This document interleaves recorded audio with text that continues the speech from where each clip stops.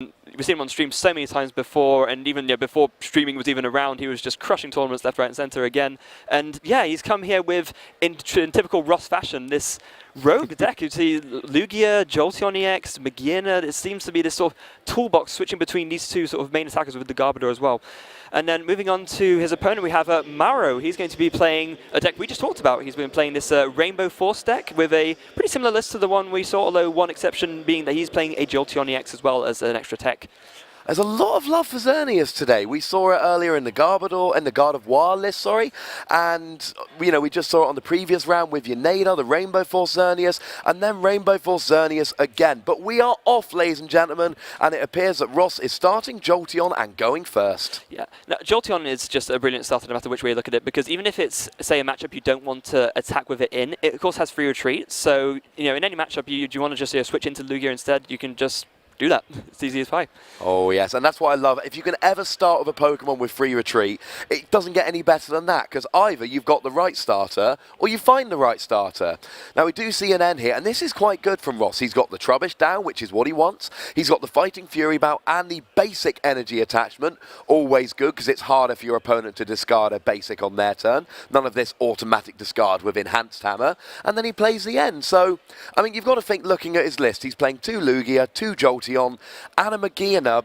Now, that's obviously going to be big in this round, but you're going to think in this matchup, Jolteon, his Flash Ray stops attacks from basic Pokemon the following turn, and of course, Xerneas just happens to be basic. Yeah, it's a pretty big deal, so it means that Mauro's probably going to want to find his one Xerneas break tech. We've seen that Yaneda also played one of these, and it seems to be pretty commonplace in Rainbow Force lists nowadays, because of course it does get around this Jolteon, which has sort of started slowly but surely creeping back up more into popularity. We also saw that Mauro has prized 2 Max Elixirs, so that could put him in a bit of a pinch of trouble if means that, as he goes for setup in these early turns, he's going to have trouble hitting those, but we'll see what he manages to work with considering what he has so far. We will indeed, and that Magearna EX, now it's got a really nice ability that stops effects of attacks other than damage if you've got a metal energy attached, but it's also a genuinely viable attacker in its own right. And oh look, Xerneas just happens to be weak to metal, so I could see a lot of mileage here. I mean, this looks, on the outset, looks like a very, very good matchup for Ross. He's got the Jolteon, who blocks attacks from the Xerneas, and he's got the Magearna, and I'm looking at Mauro's deck list here, and I'm not seeing a Pokemon Ranger.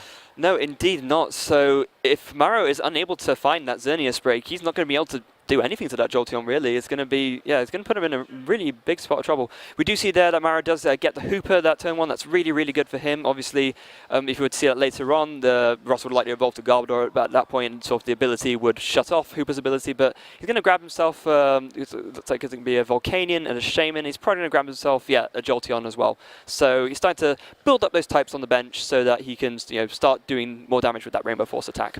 And let's not think that Mauro's got no tricks here. He's got a Jolteon of his own, which will lead to a weird stalemate effect. And, of course, he is playing 2 Escape Rope. So you can actually Escape Rope the Jolteon to the bench, and then you can Lysander it back into the active, at which case that effect that it can't be hit by basic Pokemon is gone, and then you can KO it. So between the Jolteon and the Escape Rope and the break, he's got options. Yeah, unfortunately for Mauro, he's not playing any Lightning or Rainbow Energy, so he actually won't be able to use the Flash Ray attack during the course of this matchup. I believe that he just chose to play the Jolteon because it was a Lightning EX with free retreat, so it was just probably the best option for him to choose. But yeah, not really we're going to be able to get any use out of that Flash Ray attack, which otherwise that would have been a really nice option for him. That is unfortunate. I mean, to be fair, free retreat, Lightning type, it does everything you want, but I think right now he's wishing he played 1 or 2 Lightning Energy. Yeah, just for that, just to at least have that option. He does hit a Max Elixir though, so he gets that extra energy attachment, and it is, he's going second, it's his first turn of the game. He could attack here. Yeah, absolutely. If he sees a double colorless and a way to retreat that Xerneas in the active, he'll be able to knock it out. He already has enough types, and we do see he puts down a double colorless. So yeah, if he sees a switching card off the Shaman, this could be a really, really nice turn 1 for Mauro. He does play Floatstone, it looks like. He's got a couple of them in his list, so if he plays it, now whether he wants to attack, I mean, if I were him, I would. He's not really that reliant on abilities, I don't think, but still, you've got your Shaman and your Hoopers and all that. It's still, you'd rather have your abilities and not have them. Also, not only that, even regardless of anything else, it just puts on early pressure. It just means that, there's so much pressure straight away on Ross to be able to if Ross is unable to find a double colorless next turn, for example, Mauro could just win the game next turn. That's what it actually comes down to. There is actually one play here which Mauro would be amazing. Escape rope. If he hits his escape rope, not only does he get to put his Xerneas in the active, he would force that Joltik in the active as the only benched Pokemon, and that could be absolutely huge, taking away the energy and really putting himself on the front foot, but I don't think he got it. He didn't even get the float stone, so he can either do like the good play or the amazing play. He just has to settle for pass, so a bit of a heartbreaker for Mauro there.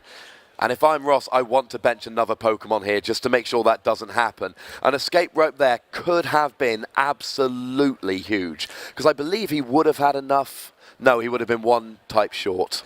But with the Fighting Fury belt, yeah, of course, 200 HP, it wouldn't have quite been enough. He would have been doing 190. Yeah, it's unfortunate. We see that Ross playing the Parallel City is going to force Mauro down to a smaller bench size, but of course he'll just discard the Hooper and the Shaman. Of course, they're the two most sort of dead-sitting EXs that he has on his bench, so keeping that Volcanion and the Jolteon there is the most useful in terms of free retreating and extra damage. But of course he is losing 60 damage by virtue of losing those two bench Pokemon, so he's going to be wanting to look for a stadium of his own here. Yeah, so because he needs that to be able to build up his bench again.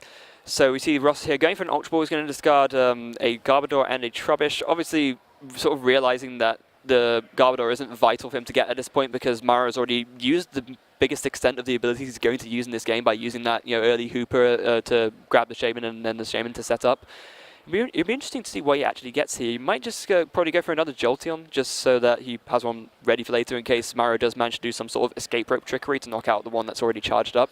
Well, I'd like to see him going for his Magearna EX here. Now, we can see his prizes from our vantage point. He's not prized the Magearna, so I'd quite like to see him get the Magearna. That way, if Mauro ever was to KO that Jolteon, then Ross would be able to come back with the Magearna, get that KO, knock the energy off the field, and okay, he's got to give up those two prizes, but actually, he's then getting a prize of his own, but really knocking out the Xerneas is about board position rather than prizes. It's not about racing to 6 prizes, it's about making sure Mauro isn't able to stream Rainbow Force. Yeah, absolutely, and especially it's wide open for Ross to take advantage of, considering that Mauro has no means of getting energy back right now. He's already been through 1 max elixir. There's no experience share on the field. So if that Xerneas goes down, that really tempo-wise, that puts Mauro so far behind that it's going to be really hard for him to keep up.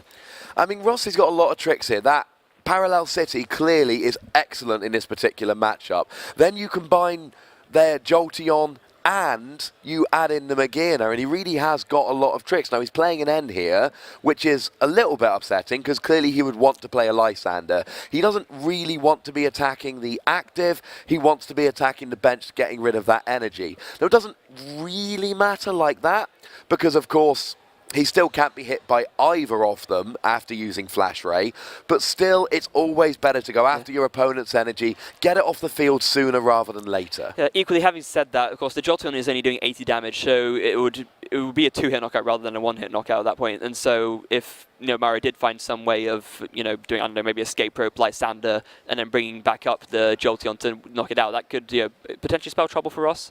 As it stands, look like he sees a Trainer's Mail here. He's going to grab himself another Parallel City. I'm going to guess he didn't have many good options off that Trainer's Mail. Well, the 2 of them are Parallel City, and I think one of them was a Trainer's Mail as well. So, yeah, really not much else better to grab off of that. But he's here on turn 2, Ross, and he's going to get the Flash Ray. He's got the Trubbish with the Float Stone in the active. He's going to retreat that to the Jolteon, and he's got the turn 2 Flash Ray with Fighting Fury Belt. Now, it makes me slightly nervous he doesn't have a backup attacker, because Escape Rope Lysander, assuming enough different types on the bench to do Rainbow Force for the requisite damage, and he will be getting the KO here, and Ross doesn't have a backup attacker. And that's the only thing that really worries me about Ross's setup right now. Yeah. Absolutely, and also not to mention that Mauro doesn't even necessarily, obviously they're the escape ropes, so that's one way of getting around it. But of course, as we mentioned before, Mauro does have that one Xerneas break as well that he could use. So if he could just find a Float Stone, retreat into the Xerneas with the 2 energy, and then evolve into Xerneas break, that's another way for him to deal with the Jolteon as well.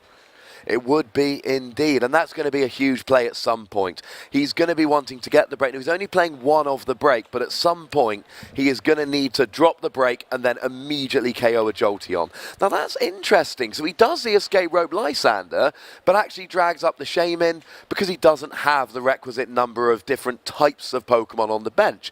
10 base, 30 for each type of Pokemon. We've got 4 types there, which means we're hitting 130. It's not 200, but he's getting 2 prizes, and I like this proactive approach. One of the ways to fight against a Jolteon deck is, as weird as it sounds, just ignore the Jolteon. Yeah, it is, and it's something that Mauro can get away with because he has that Xerneas break. If you're relying solely on the Escape Rope Lysander strategy to deal with something like Flash Ray, then you can't really get away with doing something like that. But because Mauro does have that, and he has that means of just, evolve knockout, then that's absolutely makes sense for him to do, and it means that he can just play that game where instead he's just racing to take as many prizes as quickly as he can. And Ross, as you said yourself, he's not going to be taking one-hit KOs here. He's going to be doing 80 damage, really maximum with Flash Ray. So Mauro isn't under a huge amount of pressure. He's got time here. Now, the parallel cities are a big pain for him because it really restricts his damage output. But as long as at some point he can have enough Pokemon on his bench, he can drop the break, get the KO, and on turns he can't drop the break and get the KO, that's where Escape Rope, Lysander, cards like that come into play.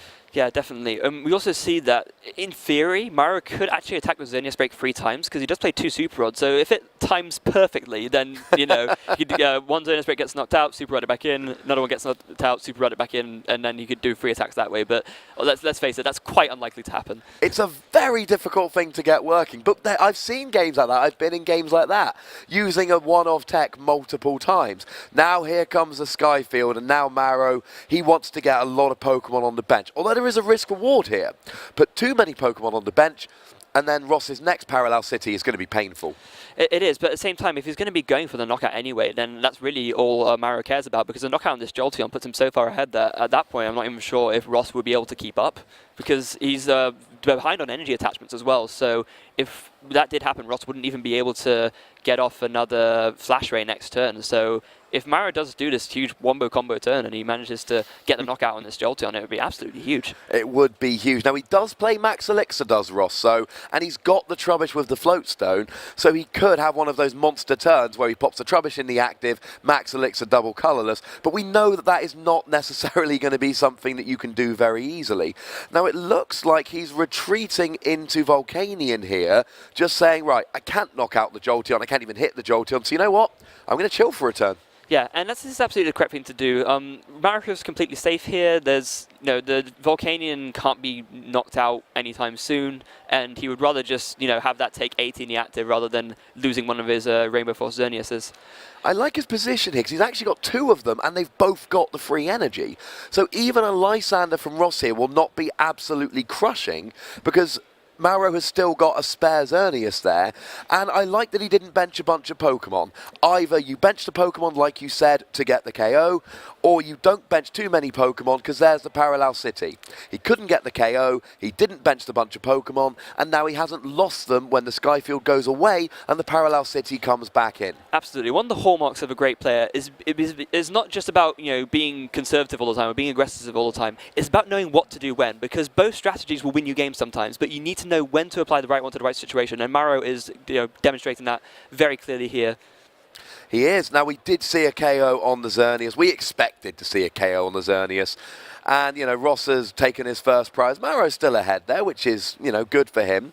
But again, we've got, and we talked about this when we previewed this deck, when we profiled it before the game, it's not really about losing prizes. It is about being run out of energy. Most Xerneas decks don't lose because 6 Xerneas got knocked out. They lose because you stop being able to Rainbow Force every turn. Absolutely, and we do see there that Mauro doesn't really have a backup Xerneas ready to set up. He has got a Max Elixir in hand, so if you could, it seems like he's gonna bench a Shaman here, so we're gonna draw 2 off that, and we see, oh, okay, so he plays the Generations, or the Elite Trainer Box rather, Shaman EX as well, so that's a very interesting tech to see in there, and but obviously we're also really huge seeing that Rainbow Force Xerneas off of the Shaman, but then not hitting the Max Elixir. That is very upsetting. That would have been huge. You said he had the Max Elixir, but not a Pokemon. He then drew into the Rainbow Force Xerneas, and then he played the Max Elixir and didn't get it. Of all the times to be sort of quite lucky in one sense and then not in the other. But we do see he does get the regular energy drop. He has the double colourless energy there. And another important thing to note about Ross's list is that it does not play Enhanced Hammer. So at no point can Ross say Lysander, the one with free energy, knock that out, and then simultaneously use Enhanced Hammer on the other one to put Mauro, so far behind that he can't even attack. That would be an absolutely crushing turn. The good news for Mauro is that Ross does not have that option. But I'm liking Ross's position here still. He's still going quite well. He's doing his thing, but he still doesn't have a backup attacker. And that makes me very, very nervous because there are options here for Mauro. Mauro can have a big turn here and get the KO. And if he gets the KO using the break or, using Escape Rope and Lysander, then all of a sudden, Ross is left with a trubbish. Yeah, absolutely. And we do see there that Mauro, using one of his 2 Super Rods, he's going to get back a Shaman. So, of course, he only plays 2 of this Shaman. That lets you draw more cards. So, by being able to Super Rod it back in, he can, if he has an Ultra Ball in his hand, which he does, so he can use that to discard 2 cards and use the Shaman to hopefully draw into the Xerneas Break so he can actually knock out this Jolteon. He can indeed. And that Fighting Fury bout is putting in an awful lot of work for Ross, here, because Mauro, we look at his bench at the moment. Oh, if he plays a Hooper, you've got to think he's going to get it. But at the moment, we've got 5 types of Pokemon on the bench. Now, if you retreat the Joltik, that'll put it up to 6. But you're still only hitting 190. Now, the good news is the Hooper's going to be his only Psychic Pokemon. So if he were to bench a Hooper, that would then give him 7 types of Pokemon on the bench once he retreats a Joltik for a Xerneas. And then I believe he would be able to get the KO. Absolutely, and off this Hooper as well, he's going to search himself for Flygon and a Shaman. So that's 2 more cards thinned out of his deck, and he'll be able to bench the Flygon for another type and then also play the Shaman so he can try and draw into this Xerneas Break.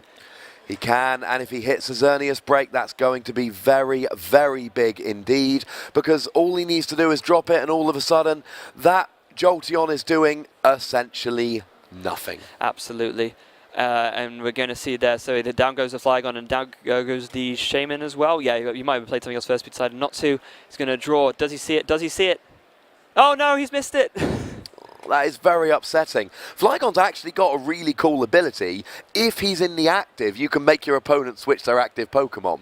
Which means, after a KO that Ross takes, you put up the Flygon, you make them switch their active, then you retreat, then you Lysander, and it's an easier way to pull off that Escape Rope Lysander combo. That's really, really cool. I hadn't even thought of that. So, yeah, obviously, it means that you don't always need Escape Rope to do that because you have it sort of built in an ability. Of course, the only problem with that is if Ross gets his Garbodor out, then that won't be an option any longer. But it's very interesting to note that Ross hasn't been able to put that Garbodor into play yet. We saw he opted to discard one off of an Ultra Ball earlier. Had he done that, not only would Mauro not be able to do that play with the Flygon, but he wouldn't even been able to do that whole turn where used the Hoopers, grab the Shaman and the Flygon. It would have stopped him a lot, actually. And that Shaman has just taken the Expert Belted Xerneas down to 60 HP, which means he's no longer in KO range of Jolteon.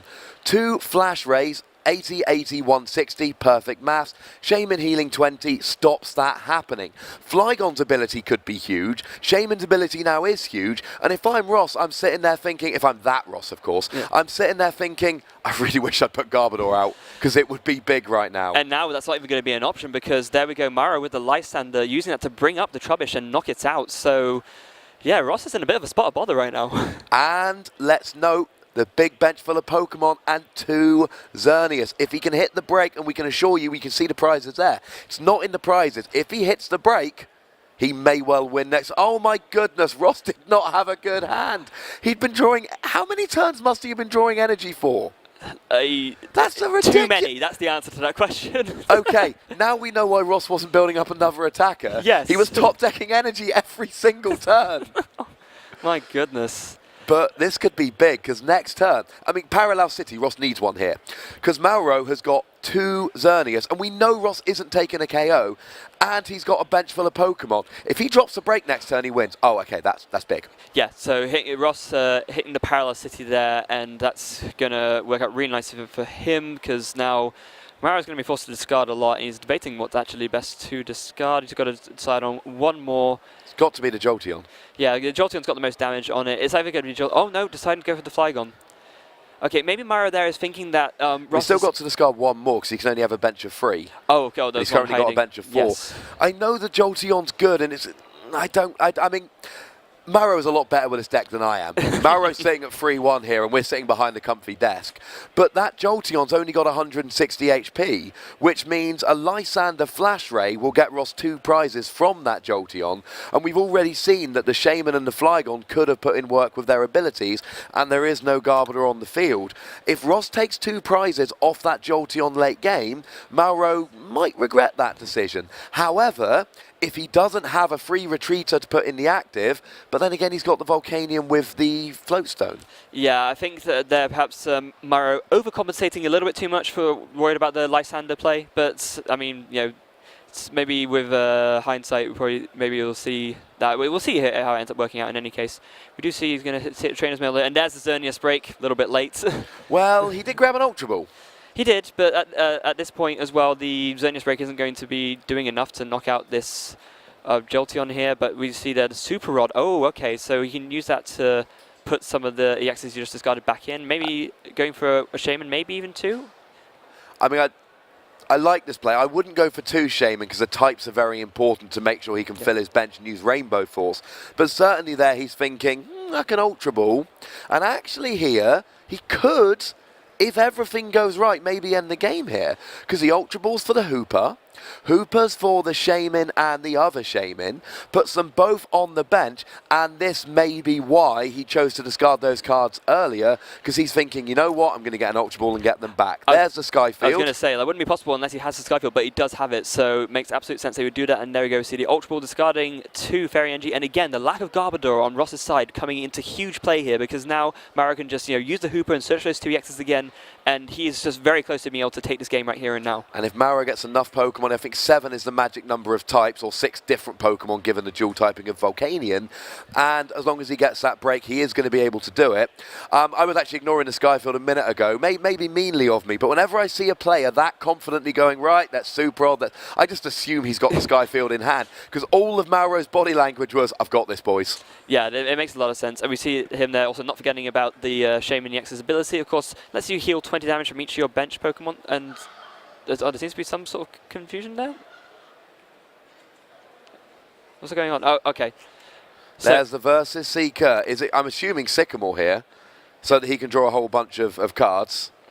I think what happened was maybe Mauro benched the Shaman and forgot to announce setup, and so he didn't end up drawing cards. I think that's probably what happened there. Oh, that could be. So he didn't get any cards off the Shaman EX? No. Because if he didn't draw the break, he's basically given up the chance to draw several extra cards. That's generally not good. It's really not, and it seems like that's what's happened as well, because Mauro hasn't just slammed down that break and announced game. Oh dear. And there's only... and he would have got it. There's only 3 cards left in hand. I think that Shaman would have guaranteed it. And the problem is now, if Ross can drop 1 more Parallel City... I don't think, and he does play 3 of them, if Ross can drop 1 more Parallel City, I don't think Mauro is going to be able to get enough bench Pokemon. Oh, and I mean, if Ross plays Parallel City here, I don't think Mauro's going to win. I think Mauro's probably going to end up decking out. Yeah, but you see, oh no, Mauro's just looked through Ross's discard pile, and all 3 of the Parallel Cities are already in there. Oh, in that case, I don't think Mauro can lose, because he's got 2 Xerneas. So even if Ross KOs a Xerneas, Mauro's got another one. He draws into the break, announces the attack, and, well... he would still have to get 1 more KO, assuming Ross can bench another Pokemon, but unless he gets a Jolteon with all the requisite energy, Mauro's not going to have the same difficulty getting the KO that he's had up to this point. Yeah, absolutely. So, Ross, there is essentially, talking about that, there is that slim avenue for Ross to win if he can just make it so that, Mauro's unable to take the knockout, but it looks like... we see Mauro bring up the Volcanion, he draws a card, it's an N. Oh, 50-50 chance, and he's 2 cards in deck, one of them's the break, and he missed it. No, but it doesn't matter, he has a teammates in hand. So surely you can just play that, search for the break. Oh, he's got a teammate, yeah. Oh, or Sycamore. Or indeed a Sycamore. Puts it on the break, retreats to the break, announces Rainbow Force, which he's allowed to do because he's now an evolved Pokemon, KOs a Jolteon, and Mauro will take game 1. Very well played game. Got to feel a little bit sorry for Ross here, given, of course, we saw his hand when he played that Sycamore. Yeah, definitely. We're just to a top decking energy turn after turn after turn. Just goes to show that, even if you are sometimes the best player in the world, that luck factor could sometimes come in, and it's unfortunate but it's part of the game. And the best players in the world, they sort of come to learn to accept that, really, because it's all you can do. It is all you can do, and there is an element of luck inherent in this game. You never know what cards you're going to draw, and if we have a truly randomized deck, as we should, then there are going to be games where you just draw energy, lose. And this is why in the tournament series we normally play best of 3 rounds, because that means, say if there is one game where it's decided by that sort of luck factor, then generally speaking the 2 other games will be games where the skill comes in full force and the best player will win. Absolutely. Now, we talk about timing a bit in these games because it's a skill, it's a part of the game. And I think we've only got about 25 minutes left. Now, Ross's deck is not a smashing, taking prizes quickly deck, and he's now got to win 2 games in a row if he wants to go ahead and win this series. Whereas Mauro, even if he wins the next game, he could potentially have a turn 2 Rainbow Force for an insane amount of damage and then just take 3 quick KOs and win the game. Yeah, if you're talking about a playing under time pressure situation, like you give the favour to the Rainbow Force deck any day of the week. That's just what goes without saying. In a perfect situation, you've got a turn 2 setup, and then you can just take 3 EXKOs in 3 turns and you win the game. Even that Jolteon, as we've seen, Mauro's got so many ways around it, and I do think that Ross probably does have a slight edge in this match, because we saw in that previous game how difficult it was for Mauro to take those KOs, but Ross could not get his backup attackers, he couldn't draw well enough, and unfortunately he just wasn't able. His deck didn't do what his deck was supposed to do. Yeah, and again, that Parallel City as well coming into huge play, as we saw. Had Ross had another Parallel City left over, he probably just wins that game outright because he plays it, and as you said, Mauro then doesn't have enough it doesn't have enough bench Pokemon of different types to actually be able to knock out the last few that he needs before he runs out of cards in his deck. But because Ross wasn't able, he just discarded too many too early, that ended up not being able to be enough to stop Mauro from winning. And one thing I really liked in the previous game with Mauro there, he seemed to be at least, and he's a very good player, and he's at 3-1 here, so I think I'm correct in assuming this. He was being very careful. I am going to fill my bench when I'm taking a KO, and I am not. And there was that turn we put a Skyfield in play, didn't bench any other Pokemon, and then the Parallel City replaced it. And I loved that because he wasn't able to get the attack, he wasn't able to get the KO, so he didn't put himself in a position to happen. Yeah, and then he took away that value from Ross's side of being able to discard so many of the bench Pokemon on Mauro's side that he just can't take knockouts, because, of course, if you're just playing a Parallel just for the sake of replacing the stadium, then you're not really getting any value out of it at all. If Ross can drop 3 Parallel Cities, all of which decimate the bench of Mauro, I don't think Mauro wins this game. No. Because he cannot recover that many Pokemon. Yeah, 2 Super Rods is not enough to recover from that many, especially if every single one is, as you said, sort of a max power, sort of 8 down to 3 bench reduction. It's 15 Pokemon you're losing. Yeah, it's it just doesn't work out. You can get 6 of them back with 2 Super Rods. The other 9, they are gone. Now, going back into Game 2 then, I'm still giving Ross a slight edge here. In a fair fight, the problem is we don't have a fair fight. We have 23 minutes remaining and Mauro up 1-0. Yeah, and we also see there more time sort of being spent on the sort of shuffling. Obviously, both players had 1 mulligan, and now Ross has another one as well. So Ross is just there thinking, oh my god, I can't afford to shuffle this much. He's going to have to increase his pace of play, just because you always have to when you're under time. Oh, and another mulligan, that's free. Now, the good news is he's going first. Giving your opponent, when you take a mulligan, that means you have no basic Pokemon in your opening hand. You get to shuffle and draw a new opening hand, but your opponent, as a kind of apology for making them wait a bit of a while, you let them draw an extra card at the beginning of their turn. Now, if you're going first and you get extra mulligan cards, that's just wonderful. Absolutely. We do see there. Maybe Ross will be able to hit one this time. And he's going to be looking for an N, because then he has got a Lugia, so he can get going. And, with Mauro taking his extra cards here, Ross is going to want to play an N turn 1 just to mitigate the extra advantage Mauro got from all of those mulligans. Oh, and one of his Jolteon is prized here. He's only playing the 2, and 2 of his free Trubbish are prized. They are not good prizes. We've had those prize cams all day.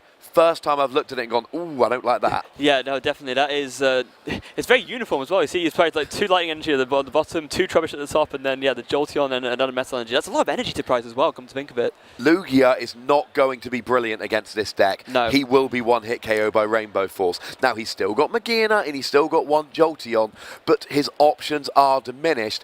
And he's actually playing a free 2 Garbodor line, free Trubbish 2 Garbodor, deliberately to make sure things like this don't affect him too much. So let's hope he can get that 1 Trubbish out, because we saw last game, unlike most Rainbow Force decks, Mauro kind of needs his abilities here.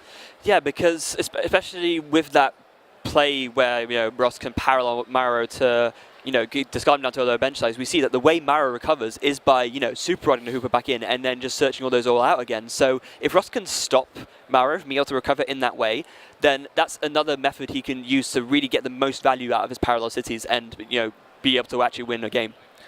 It's an excellent point. It's an excellent point. And Ross, I mean, he's going to need that lone Trubbish. And when you've got one of a Pokemon in your deck, it's not always that easy to find it.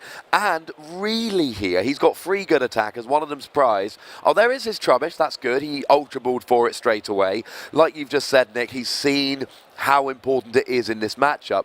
But he's going to need a Magearna and a Jolteon as well. Or a Jolteon, I should say. And he's going to need an energy.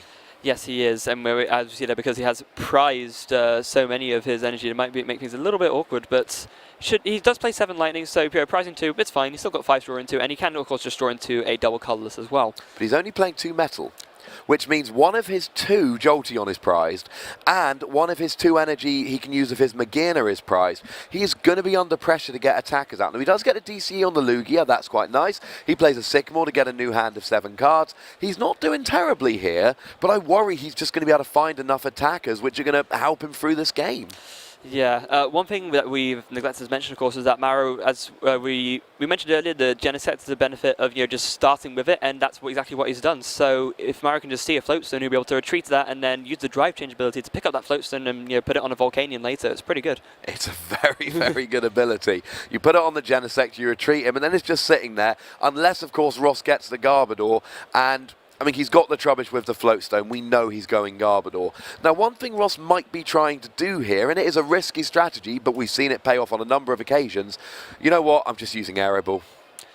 Yeah, I mean, you know, it's another option that he has. Again, unlike Jolteon, the Aero Ball, the more energy you put on it, it doesn't give you that same damage cap that you have. So, and also, of course, if you attach 2 double colorless, you can even use Deep Hurricane. You know, just discard, do 150 or 160 with a Fury Belt, and equally, you can use that to he could use that to discard one of Mauro's Skyfields, and that's another way of him replacing stadiums without having to use his own parallel cities. And I think that's what Ross might be thinking here. He might be thinking, and Ross, we've said he's one of the best players in the world. He has been for over a decade now. If there's a trick to be had, Ross is going to spot the trick. And what he's doing here, I think, is saying, I'm low on time. I'm just going to put energy on Lugia and Deep Hurricane. Yeah, because, of course, the unfortunate thing for Ross is because he knows that Mauro has these tricks to actually deal with the Jolteon, it becomes also not as effective a strategy. Obviously, it's still very good. It forces Mauro to have to play more awkwardly, but even in that last game, it wasn't enough. Mauro was still able to recover enough to actually take the win. So, yeah, maybe Ross is just thinking, you know what, if I just go more aggressive, but maybe I can, you know, win this game and at least take this to a tie, because in a best-of-3 series where I'm already 1 game down, I don't fancy my chances of winning the whole thing. I agree with that one entirely, sir. And, I mean, the other thing is, of course, that Lugia is not safe. The Rainbow Force Xerneas is going to be able to get a KO. So Ross needs to be thinking not just, because he doesn't want to put 2 double colorless energies on a Lugia, and then take a KO and just get KO'd right back. So he's going to be thinking, I need to limit his bench, I need to use my parallel cities at the right time, I need to do everything I can to stop him getting set up. Absolutely, we see there Mauro playing Ultra Ball and grabbing himself the Hooper, so just like in the last game, going to be able to set himself up quite nicely, going to grab 3 EXs from his deck. I imagine he'll probably be going for a Shaman EX as one of them, of course the Volcanion as well, yeah, and he's going to go for Jolteon 2. And we'll see what this last one ends up being. I'd be surprised if it wasn't a Shaman, unless he's got a Shaman in hand, of course. He does have a Shaman in his hand, but it's the wrong one. It's the healing one, not the setup one. And oh, okay, looks like he's just going to opt to grab 2, just a Jolteon and the Volcanion at this point. I mean, he might be worried about the Shaman. He might be worried about Shaman being too easily KO'd on the bench, and just worrying about Ross prize rushing here and just getting 6 prizes really quickly, KOing things like Shaman. That might be something he's thinking about. Oh, no. Oh, he did have one. My apologies. He must have discarded the grass Shaman. I believe he did actually earlier. That's what it was. So Mauro here, he's building up a nice bench full of Pokemon. Now again, he's going second, so there is, and it's not going to be easy, but there is a possibility here where he can just drop a Xerneas and go for a Max Elixir and go for a double colourless, and he's off. Now, I don't think it's going to be easy, but it's possible.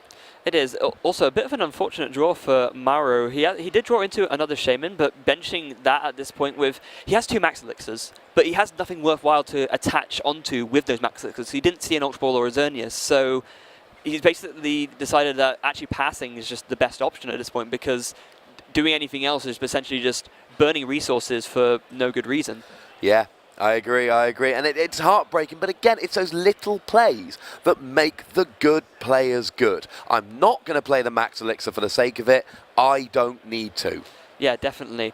And we see that we were discussing the option for Ross to go aggressive with this Lugia, and it looks like that's what he's going for. You see he's attached 2 double colourless energies. Of course, actually, if he sees a fighting Curie Bell and a Stadium, he can knock out that Jolteon. Oh, yes. He's going 2 prizes up here, and this might work. Because here's the thing, Ross is going 2 prizes up, and there's no Xerneas on the bench. There's no viable attacker on the bench. Ross could here, just as long as he continues to draw into stadiums, just use Deep Hurricane 3 times for the win. Yeah, I think, unfortunately, I saw that Ross does have the Fury Belt in hand, but I didn't see a Stadium, so he might have to be content with just doing Error Ball for 90, or maybe, I'm actually not sure. We've got a Trainer's Mail in hand, so he has still got one more chance to look for it. Okay, and this makes sense. So he's playing the Max Elixir first to get the Lightning Energy out of his deck, so slightly increasing his odds of maybe hitting one of the parallel cities that he plays. It's a sequencing issue. It's a brilliant one. Yeah. If I can grab a Lightning Energy out of my deck, there's 1 fewer card in my deck, so my chances of drawing the Stadium I want off the Trainer's Mail go up, only very slightly, but they still go up. Yeah, and it seems that... Oh, no. It looks like Ross was just forced to, do Error Ball or Deep Hurricane. It actually both do the same amount of damage right now. It doesn't matter which one you choose. Now, I mean, he's still in a good position, but not quite as good as if he'd got the KO there. Now, one of the things I was going to say a moment ago, the game's been going at quite a nice speed, as games too often do. And if Ross is going to go this Lugia route, I want to see him building up a second Lugia. And it's as if, we're kind of psychically have some Ross connection going on. He gets the second Lugia down, he gets the energy on the Lugia, and he's getting ready for if that Lugia goes down. And we see an energy there, Max Elixir, going on to the Shaman, so we might be thinking Sky Return here.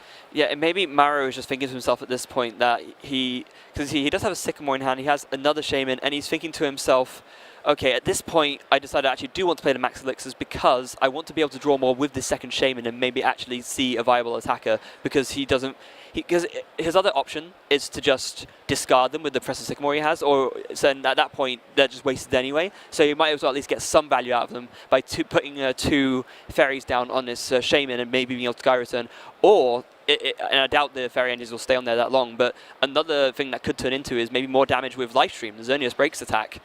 Could work, could absolutely work. Now, it is a little bit, upsetting that he wasn't able to play them onto a Xerneas. It's also a little bit upsetting that in a deck like this, we talked about maths a little bit earlier, you would expect him to hit 2 of his 4 Max Elixir here. And now, he's just hit 2 of them in a row. The one time he doesn't have a viable target, plays 2, hits 2. Yeah. We saw there that Mauro opted to discard the Shaman in his hand instead of benching it.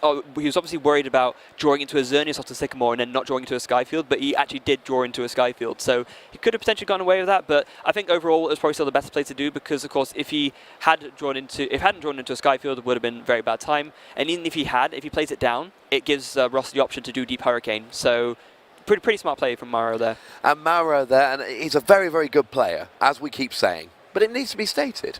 He knows that Deep Hurricane is vastly underpowered without a Stadium. He's just seen Ross search for and fail to find a Stadium. Okay, Ross is going for all the marbles here, and you can see why. Yeah. This is such a good play. He's just going to arrow ball for 130, get the KO on the Xerneas, and go, okay, I've taken a prize, but you don't have an attacker. Absolutely. Now, the one thing I am wondering is, because of course Mauro attached twice last turn with Max Elixir onto that Shaman. He had energy in hand, but he opted not to attach it to the Xerneas. I'm wondering why he might have done that, because I don't think there's any downside to. I mean, obviously there's Lysander knockout, but if that happens either way, then losing the energy in hand doesn't seem like it makes that much of a difference. I'm going to be honest with you, Nick. I'm not 100% sure how to answer that one. It does seem like it would have been the kind of thing to do, but maybe he, maybe he wanted to save it for a later turn. Maybe he wanted to save it for this turn. Maybe he wanted Ross to play the Lysander to take out the Xerneas and then have it for this turn. I'm not 100% sure is the honest answer. Fair enough. In any case, we see that seeing the Ultra Ball, he is able to grab himself another Rainbow Force Xerneas to replace the one that was just knocked out. He's going to put a Fighting Fury Bar on that and a basic Fairy Energy. And we're going to see now, okay, I just opts to play the end, so doesn't decide. He did have a Float Stone in hand. He could have put that on the Genesect, opting not to. Maybe just deciding that it's just not worthwhile playing it right now. And hopefully after this end, he'll be able to see, well, I mean, if he wants to attack this turn, he needs to see his last 2 Max Elixirs. He really does. Or, double colourless energy or something along those lines. Now, oh no, of course, yes, because he's already played an energy from his hand, so it will need to be a double Max Elixir. But we all know that if he hits a Max Elixir, there's no way he actually gets an energy off them. He's used his Max Elixir luck. Now, he has hit one of them, but you've got to be, I suppose you've really got to go all out here and just play it anyway. I mean, you wouldn't, because he's got a DCE in hand. Yeah, I was going to say, not necessarily. You probably want to save that for once you see another Xerneas, just Max Elixir onto that. That's what he really wanted there, the Xerneas Max Elixir. So there is a chance next turn, if Ross doesn't have a Lysander and a way to increase his energy, then what Mauro could do is double colourless onto the Xerneas, then drop another Xerneas Max Elixir, and at that stage, his board, his bench could finally be being built up to the stage where he can actually have a sustained period of attacking, which is not something he's been able to do up to now. Definitely, and we see there, again, the lack of benching on Mauro's part just really becoming a huge advantage in terms of that's one Parallel City that's only discarded one Pokemon. That's not done much for Ross in this instance. Mauro's played it very smart to just not bench too many Pokemon when he doesn't need to, and he's reaping the rewards now. He is absolutely reaping the rewards, and he's playing a very patient game. And I think this might go down to, not playing all the energies, not playing all the float stones when he can. He's playing a patient game, and he's trying to make sure that when it comes down to the later game, he's got the things that he wants. Yeah. He doesn't seem in a hurry to rush for prizes, nor should he be. He's 1 game up. There's 8 minutes left. He doesn't need to win this game. He needs to not lose this game. The impetus here is on Ross to take another 5 prizes. And of course, him being the slower deck, that's going to be quite hard for him to do. And it's why we see that even though he's got 3 double colours energies charged up on this Lugia, and he's got 3 lightnings on the bench run ready to go for when the active one goes down, but it might be a case of too little too late.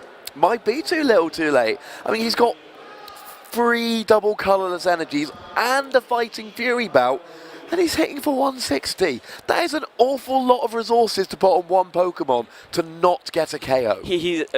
Given that that's happened, he's opted to actually use Air Ball. He's seen the stadium still in play. He's opted to just do Air Ball instead to do 130. Oh, absolutely. I mean, his damage was maxed out at 160. Like you said, there was no point doing 160. And that Parallel City, if Mauro wants more bench Pokemon, he's going to have to find a Skyfield. So, again, it's little plays. You're not getting a KO. You might as well not get a KO with the attack that leaves a good stadium in play. Yeah, definitely. And Mauro there playing a Versus Seeker, so he's probably going to want to grab himself a Sycamore for that. Or an N in this case.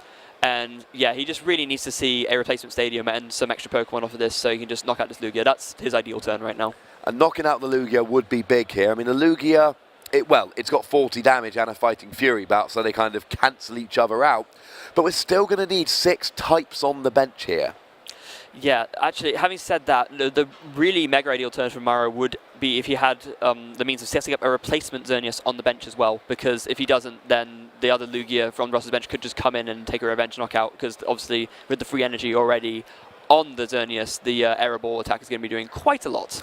Will be doing quite a lot. I don't think it's quite a KO yet. It would be doing 130, which would be 30 short, but certainly something like, I mean, an energy, there's already a stadium in play, so Deep Hurricane would do 160 and get the KO. Yeah, absolutely. That'd be exactly enough. And has he not got a KO here? He's only doing 130. Yeah, it looks like it. It looks like he wasn't able to find a replacement stadium and the replacement Pokemon he needed, so he's going to have to be content with, just doing 130, which is a bit of a shame. I think Ross is going to take this second game, because here's the thing. Ross is going to get the KO here. We know he's going to. Even if he doesn't draw another energy for the bench Lugia, he can just use the active. And then Mauro doesn't have any other attackers. He does have a Jolteon, which has only got 80 HP remaining, and there is a Volcanion, which does not have much HP remaining. So a couple of Lysanders here. Ross can close out this game, and I think we might be headed to a draw, because I don't think either of them is really going to have enough time to win a game 3 that's going to have, literally 2 or 3 minutes to play. Yeah, it does depend on whether Mauro can just set up a backup Xerneas now. We saw that he does have a Max Elixir in hand, but he doesn't have anything to attach. He doesn't have anything to attach to, so he needs to find probably one of his Super Rods to maybe put some of the Xerneases that have already been KO'd back, or either that or just find one of the Xerneases he has left. It's a bit of an awkward situation for him right now. We do see he's thinning out his hand a bit. He's playing a Float Stone down the Genesect, and he's actually opting to play the Max Elixir now. So and he has hit the Max Elixir. It'd be very interesting to see what he actually attaches to with this. Oh, okay. So he's opting to. I see what he's doing now. He's just playing it to get it out of his hand, so that if that tells me he's probably just going to play an N, because that way it's not going to go back into his deck. And it's a sensible play. It's a very sensible thing to do. Just get rid of the energy you want. Oh, and a couple more energy going down with a Sycamore there. So I don't think he gained anything from playing that. I guess he knocked a few seconds off the clock. That's actually a very good point. Yeah. It's a perfectly legal play. It does take time. It's the only sensible thing I can think of. Yeah. It takes a few seconds off the clock, but I don't. Even if time was called very, very soon, Ross has got 4 prizes remaining. As long as he can hit a Lysander or 2, I think if time was called now, he might be able to win in the 2 turns remaining. Yeah, we see there both the Volcanion in the active and the Jolteon both on a very unhealthy amount of damage. They're just pretty much going to be eaten alive by that Lugia on the bench, even if this Lugia in the active does get KO'd. And there is still another double colourless in Ross's deck. We've got 3 on the active, none in the prizes, so there is another double colourless, and he would actually then be able to hit for a whopping 170. Maybe that's what he's thinking later on. Perhaps. We do see that's Mauro seeing the Ultra Ball. He's able to see another one of the Xerneases. But he's not going to attach energy to it, looks like. Yeah, he's opting to pass. He's got the Fury Belt on it. He's going to promote the Genesect. Of course, it's the biggest HP thing on his side of the field right now, so this makes sense. It's the only thing that can take a hit from that Lugia as it stands and not be KO'd. Ross is going to want a Lysander. The question is, what does he go for? Oh, and there is a Versus Seeker for the Lysander. You've got to think he's, going after the EX. I love this play from Ross. He doesn't need to stop. I know we said generally how you beat Xerneas, Rainbow Force, is to just run them out of resources. Well, he's kind of done that here. Now he is in a position where he can prize race, just go ahead and KO that Jolteon for the win. Yeah. And you see the one on his bench, more energy every time. Yeah. And not only that, but Ross recognises at this point, because time is so low, that it's just the most sensible course of action for him to take. Although, Mauro does see a Max Elixir, and he hits an energy off that. Oh, that's big. That's his last Max Elixir. And we know he has a double colours in hand, so he'll be able to take the Revenge Knockout here. He will, but is it going to be too little too late? Because, of course, that Lugia on the bench has got the KO, like, straight away. Yeah, that's 5 basic energy on that Lugia means that it's not looking pretty for Mauro. Even the end here, Ross is going to go down to 2 cards in hand, but he has what he needs on the board already. The Lugia is there waiting. The Lugia is very much there waiting, and one of 2 things is going to happen. Either Ross draws the Lysander and wins next turn, or he doesn't draw the Lysander, KOs a Xerneas, and probably wins the turn after, although clock is an issue. Now, I saw a Parallel City. Did you catch the other card, Nick? No, I didn't, unfortunately. It's very quick. Yeah. Come on, Ross. We want to know if you got... I don't think it was a Versus Seeker. I think we probably would have noticed. It would have been... It's kind of what we're looking for at this stage. So Here, I still don't see how Mauro... I mean, essentially here, Mauro takes the KO, gets KO'd back, and then pops the Genesect active and crosses his finger that there's no Lysander. At this point, that's all he can do. We see there he's also playing a Super Rod, again, just trying to get some of the Xerneas back in energy, and a Shaman as well, in case, you know, he just needs to draw more, just maybe see his, whatever he needs to see out this game. It's almost a 50-50 at this point. It just depends on whether Ross has got the means of just taking this last knockout. If he does, then I think time will pretty much run out before they can even set up for game 3, at which point this will be a tie. I mean, if I was Mauro here, I'd be wanting some kind of big HP EX, because even the Lugia on the bench, it's still only hitting 160 at the moment.